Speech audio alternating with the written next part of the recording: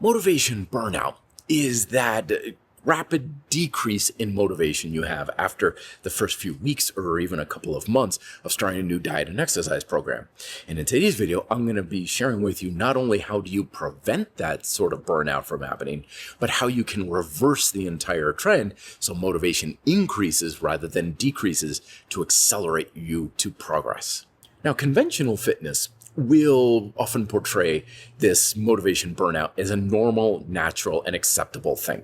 That, yeah, it's great when you start off with a shiny new diet and exercise program and you got some new toys to play with, motivation's going to be high. But eventually motivation is going to fade, as it always does, and then you have habit or discipline to keep carrying you forward. I highly take exception to this view for two reasons. The first of which is it doesn't exactly paint the most rosy picture for your future. Like, oh yeah, you're going to feel great and wonderful and excited initially, but eventually all that falters down and you're just going to spend the rest of your life slogging through workouts and diet habits that you really don't want to do, that you're going to have to force yourself to do. But the biggest reason why I don't agree with the idea of like, oh yeah, just accept a decrease in motivation is that a rapid and chronic decrease in motivation is a serious red flag that something is very wrong with your approach to diet and exercise habits.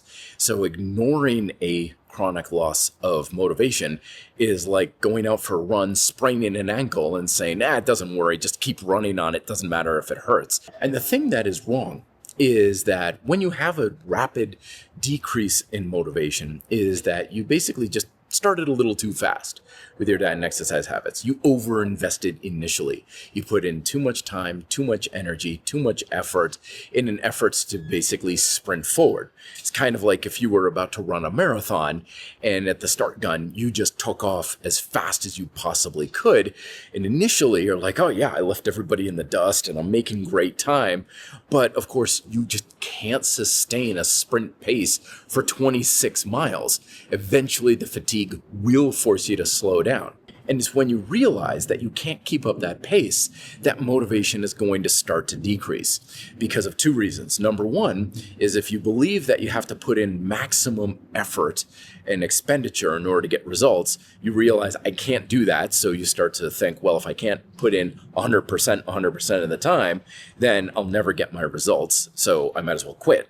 And the second reason is because a lot of times we underestimate just how long it's going to take to achieve a very meaningful result when it comes to fat loss, building muscle, and fitness in general. I had a guy the other day say, like, Matt, do you think I can get six-pack abs in 30 days? And I was like, I don't know about that. I mean, you're already pretty lean and stuff, but, to be honest with you, a lot of people who seek out six-pack abs, they don't achieve it in 30 days. They might achieve it in a year.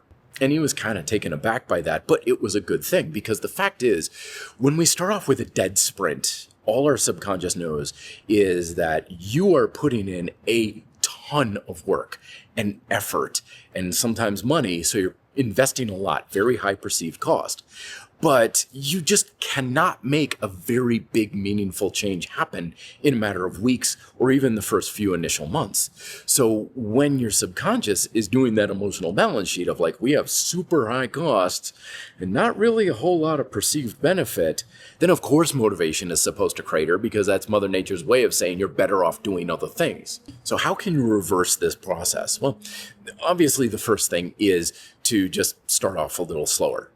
Almost without exception, anyone I know who's lost a meaningful amount of weight and kept it off, built muscle, or achieved success in almost anything in life, never started sprinting out of the gate.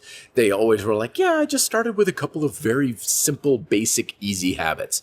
I swapped the candy bar for an apple during my lunch break, or I took a walk after work and started doing a set of push-ups before bed each night or something like that. It was always a very low-level habit. And if you're thinking to yourself, well, that's not going to do very much, you're absolutely right. The point is not to make a lot happen initially. The point is to keep the costs very low. Because when the costs are low, you just need a tiny little bit of benefit in order for it to be worthwhile. So like, yeah, I feel like I'm getting stronger with these push-ups, or I feel a little bit more energy in the afternoon because I'm not getting a sugar crash from the candy bar. Just needs a little bit of benefit to be like, yeah, this is worth it. I'm going to keep going. So motivation starts creeping up a little bit. Then you're thinking, all right, well, what else can I do? I'm going to add a little vegetables to my lunch instead of just the apple instead of the candy bar. And I'm going to do a little bit more of my workout. And I'm going to add this and add this and add this and add. And before you know it, that's all adding up. So you're building up a lot of momentum. And meanwhile, all that your subconscious knows is this is really producing more results over time because you're able to stick with it.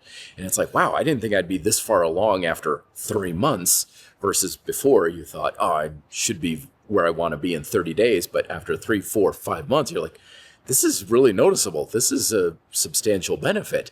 But in your mind, you're thinking, but I'm not really doing all that much. Yeah, it's some effort and some work, but the costs are relatively low. The benefits are relatively high. And that, my friend, is how you build motivation. And more importantly, be adjustable with your speed, if you will. When your motivation is high and your resources are high, go forth, work harder, put in more. But at the same time, when things are feeling harder, more stressful, you don't have the time and energy, scale back a little bit. You don't have to quit. You just have to keep putting one foot in front of the other. So if that means slowing down and cutting back a little bit, that's perfectly fine, because your results do not depend on working yourself into the ground and putting as much effort into it as possible. It only requires that you keep moving forward.